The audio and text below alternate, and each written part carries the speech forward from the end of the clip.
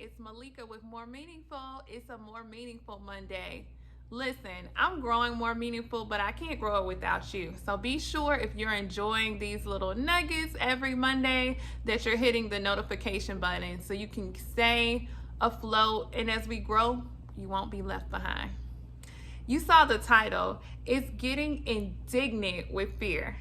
Indignant is a word that is not generally positive, but I'm giving you permission slip again. I give those out a lot, to be indignant with fear. Last week, we're in a new week. Last week I had just this thought. There's this goal that I've had in mind since 2004, since I was in high school, that I said I really have to achieve this. And as you know, life happens, different things occur. Sometimes you may even think that's not a priority, or that's something that I probably can't achieve. It probably was wishful thinking. This goal has recently come back to the surface for me. This goal, this dream has come back to the surface for me as possible.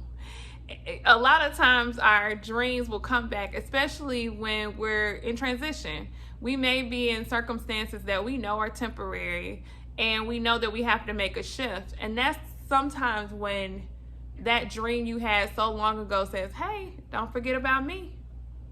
As I thought about this goal, I'm not telling you just yet, because hopefully you'll follow me along with this journey and you'll hear all about it. But this goal just seemed like it's so close, yet it's this one piece of it that I have to do, that I can't get around, that terrifies me. And as I thought about it, I was in the bed trying to just ease my mind. So many thoughts about so many things just racing through my mind. And this goal came to mind.